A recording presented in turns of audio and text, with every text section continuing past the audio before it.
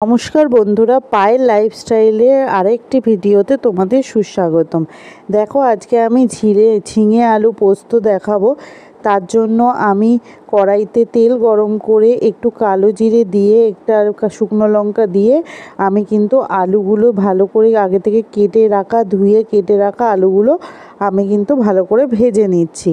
বন্ধুরা, বাঙালিদের সবথেকে প্রিয় আলু পোস্ত, আর তার মধ্যে যদি ঝিঙে অ্যাড করা হয় সেটা কিন্তু টেস্ট আরও অসাধারণ হয়। যারা ঝিঙে আলু পোস্ত রেসিপি খেতে ভালোবাসো তারাই কিন্তু একমাত্র জানো যে এটা কতটা ভালো লাগে। দেখো, এই পর্যায়ে আমার আলুটা অনেকটাই ভাজা ভাজা হয়ে গেছে। আমি কিন্তু ঝিঙেগুলো দিয়ে দিলাম। এবার ঝিঙে আলু দুটোকে ভালো করে আরও নেড়ে চেড়ে ভেজে নিচ্ছি। আর অন্যদিকে কিন্তু আমি অবশ্যই, যেহেতু ঝিঙে আলু পোস্ত করব, তা পোস্ত তো আমাকে বেটে নিতেই হবে। আমি অন্যদিকে কিন্তু গোটা পোস্ত আগে প্রথমে মিক্সিতে আমি বেটে নিয়ে তারপরে কিন্তু একটু সামান্য পরিমাণে জল দিয়ে আমি মিহি করে পেস্ট করে নিলাম। আর এই দিকে আমি যখন ঝিঙে আলু পোস্তটা ভালো মতন আমার ভাজা হয়ে গেছে, তখন পরিমাণ মতন আমি নুন দিয়ে দিলাম, পরিমাণ মতন হলুদ দিয়ে দিলাম।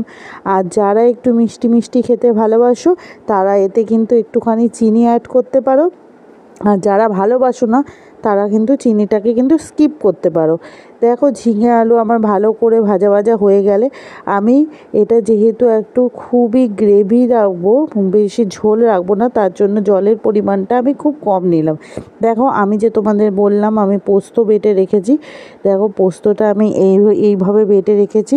তারপরে আমি এখানে ঝিঙে আলু ভালো মতন করে সেদ্ধ হতে দিচ্ছি। ভালো করে সেদ্ধ হয়ে যাওয়ার পরে আমি কিন্তু এতে পোস্তটা অ্যাড করব। কিন্তু এই পর্যায়ে নয়, যখন জলটা আমার ভালো মতন শুকিয়ে যাবে তখনই কিন্তু আমি অ্যাড করব, তার আগে নয়।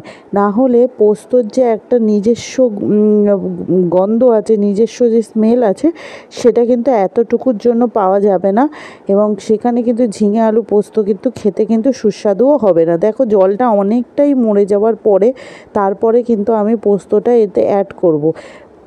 বন্ধুরা, যা পোস্ত অ্যাড করার পরে কিন্তু এটা আর বেশি ফোটানো যাবে না, রান্না বেশি করা যাবে না। আমার কিন্তু এই পর্যায়ে ঝিঙে আলু পোস্ত রেসিপিটা কিন্তু রেডি হয়ে গেছে। কারা কারা ঝিঙে আলু পোস্ত খেতে ভালোবাসো তারা কিন্তু অবশ্যই কমেন্ট করে জানাতে ভুলবে না। আর যারা যারা আমার ভিডিওগুলো দেখে তোমাদের ভালো লাগছে তারা অবশ্যই সাবস্ক্রাইব করবে, লাইক অ্যান্ড কমেন্ট করবে, এবং যারা নতুন বন্ধুরা আছো তারা প্লিজ আমার চ্যানেলটাকে সাবস্ক্রাইব করে অবশ্যই কিন্তু পাশে থেকো। আর তোমরা কেমন আছো? আমিও কিন্তু খুব ভালো আছি।